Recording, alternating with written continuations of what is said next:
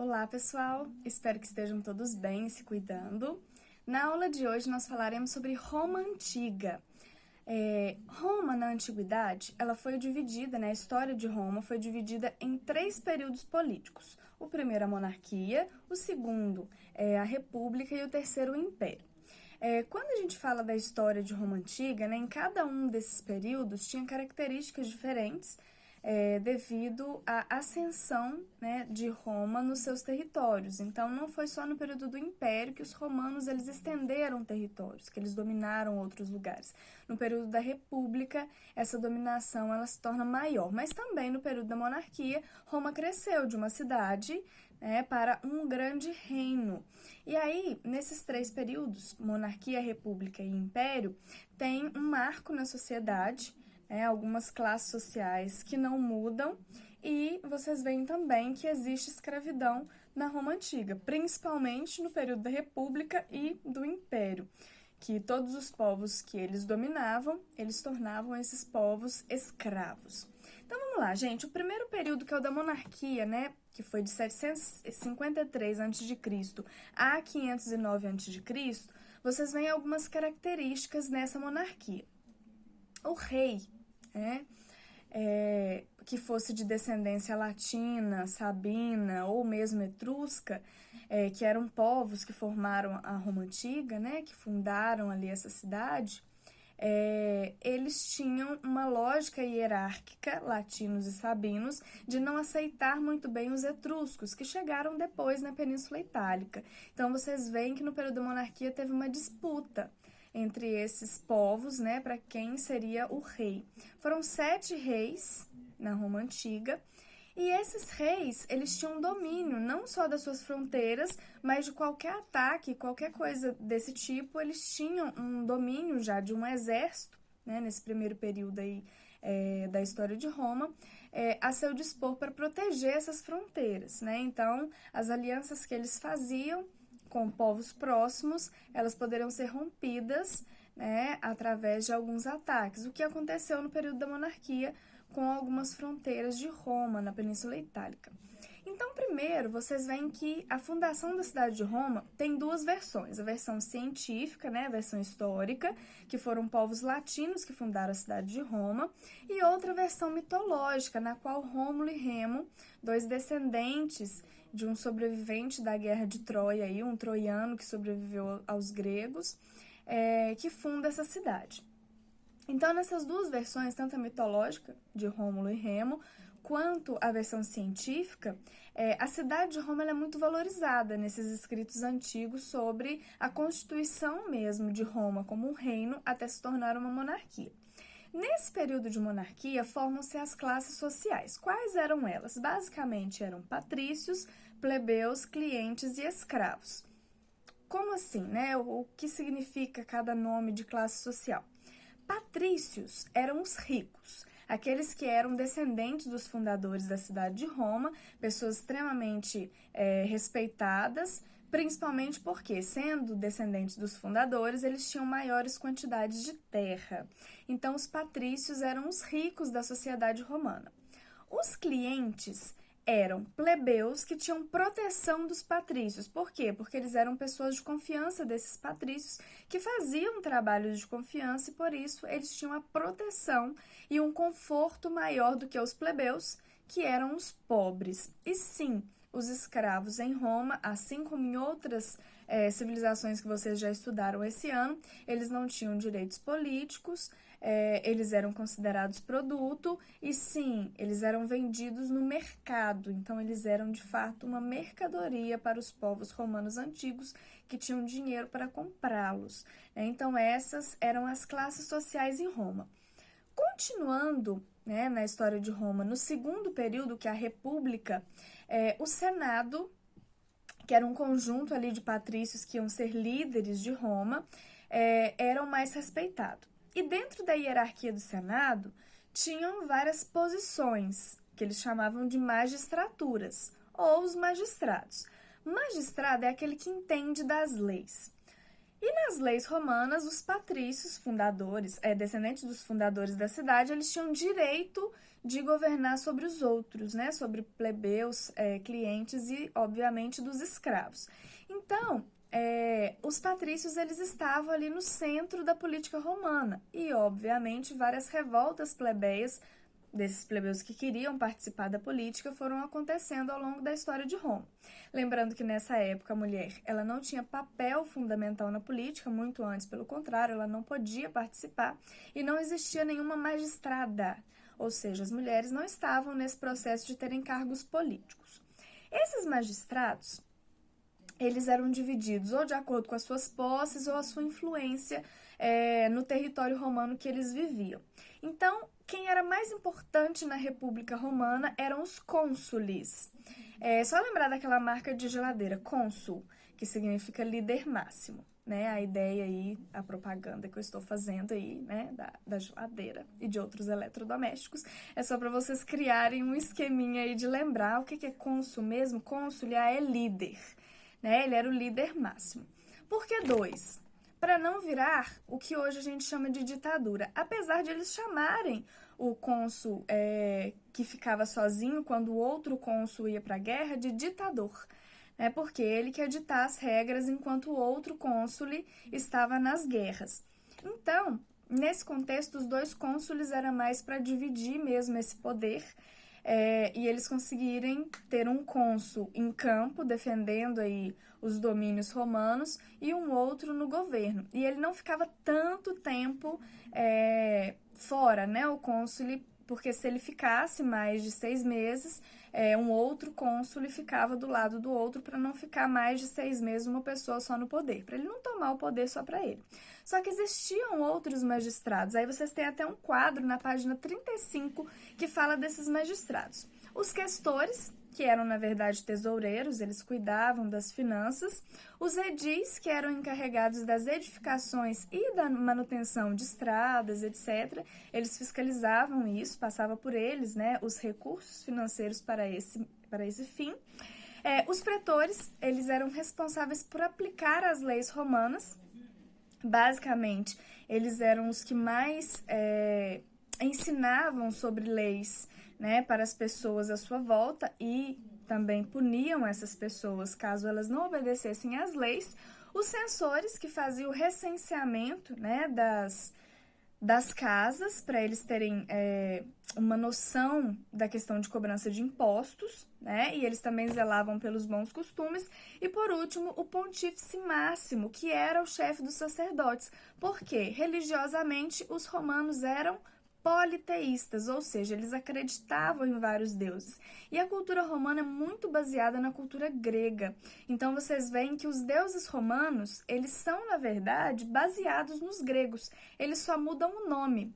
Por exemplo, Júpiter, para os romanos, é equivalente a Zeus, porque Júpiter é o deus dos deuses.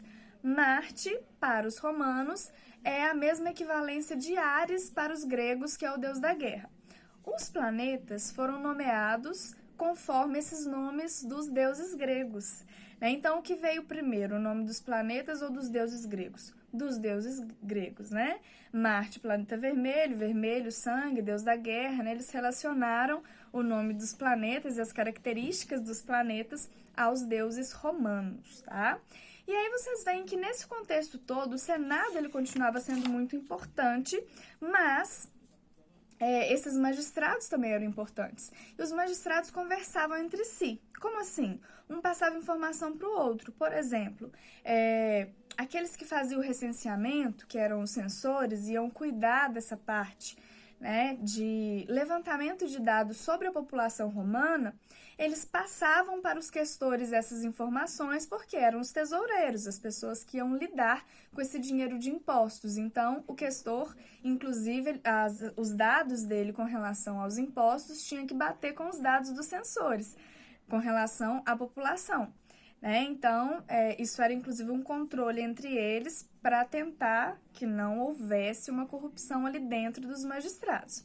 Desde essa época, sim, já existia corrupção, né?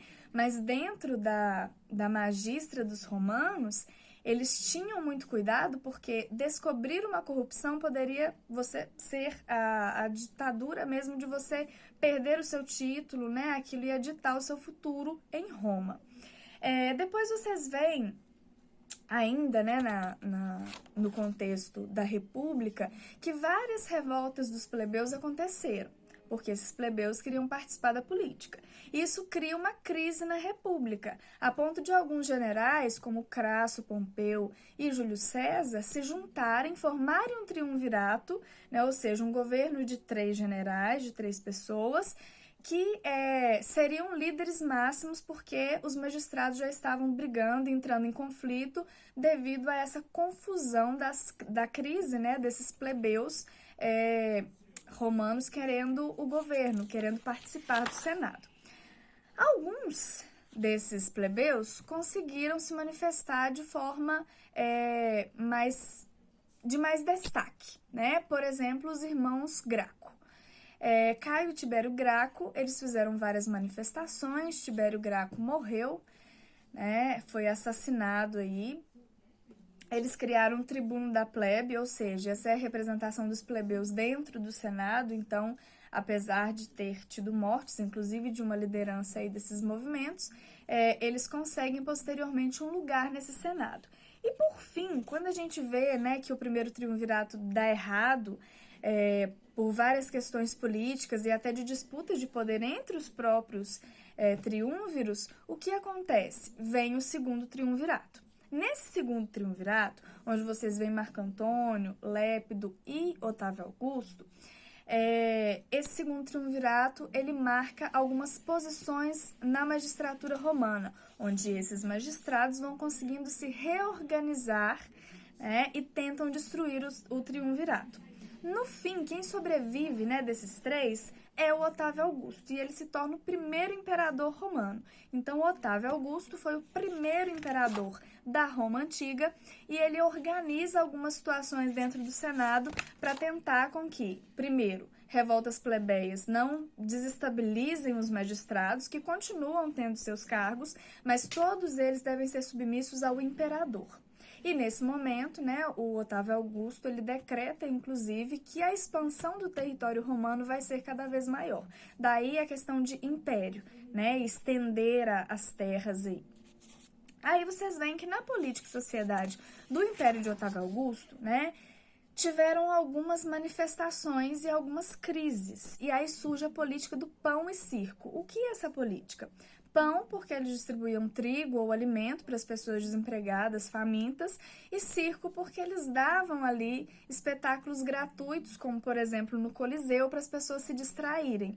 Por que ele fez essa política do pão e circo? As pessoas que têm entretenimento e barriga cheia, elas não vão fazer revoltas. Então, essa iniciativa começa com Otávio Augusto e outros imperadores, continuam, né, nessa lógica. Para quê? Para que a população plebeia mais pobre não volte a fazer revoltas como no período da República Romana. E aí, vocês veem que algumas dinastias vão surgindo, né? Ou seja, não necessariamente o imperador deixava o trono para o seu filho, as disputas por poder em Roma continuavam, né?